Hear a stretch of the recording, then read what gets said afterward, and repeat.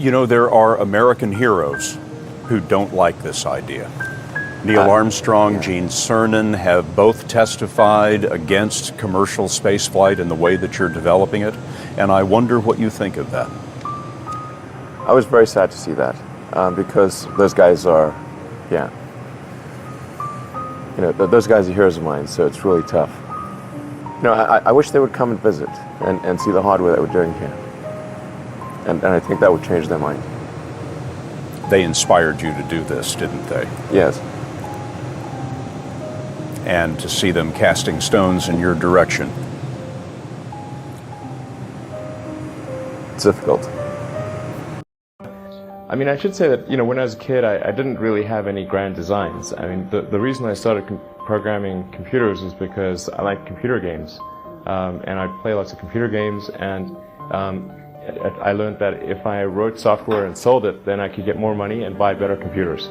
So it wasn't really, with some grand vision or anything. When I was growing up, I'd read lots of books, and they were very often set in the United States, and it seemed like a lot of new technology was being developed in the United States. So I thought, okay, I really want to work on new technology, so I want to get to Silicon Valley. Which when I was growing up, Silicon Valley seemed like some sort of mythical place, like Mount Olympus or something. When you had that third failure in a row, did you think, I need to pack this in? Never. Why not? I don't ever give up.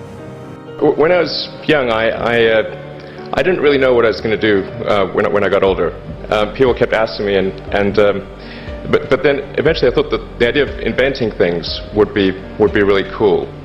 And the reason I thought that was because I read a quote from Arthur C. Clarke, which said that a sufficiently advanced technology is indistinguishable from magic, and that's really true. Your time, your completely sane, centered, rested time and decision making is more powerful and compelling than that sort of, I can barely hold my eyes open. So surely it should be an absolute strategic priority to look after yourself. I mean, there wasn't any other way to make it work. The 3 years of hell, 2017, 18, and 19 were 3 years, the longest period of excruciating pain in my life. There wasn't any other way, and we barely made it, and we were on the ragged edge of bankruptcy the entire time. So when you felt like I drowned, want pain. I don't like it. Those were three so much pain. But it had to be done, or Tesla would be dead. What was your biggest failure, and how did it change you? Like I said, as I said, for SpaceX, the first 3 launches failed, and we actually were just barely able to scrape together enough parts and money to do the 4th launch. If that 4th launch had failed, we would have been dead. So multiple failures along the way. I tried very hard to get the right expertise in for SpaceX. I tried hard to find a great chief engineer for the rocket, but the good chief engineers wouldn't join, and the bad ones, well, there was no point in hiring them. So I ended up being chief engineer of the rocket. So if I could have found... One of the biggest mistakes people generally make, and I'm guilty of it too, is wishful thinking.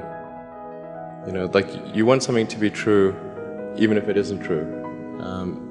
And so you ignore the things that, you ignore the real truth because of what you want to be true. This is a very difficult trap to avoid. And like I said, it's certainly one that I find myself in having problems with. But if you just take that approach of you're always to some degree wrong, and your goal is to be less wrong, and solicit critical feedback, particularly from friends. Like friends, particularly friends, if somebody loves you, they want the best for you. They don't want to tell you the bad things. So you have to ask them, and say, really, I really do want to know.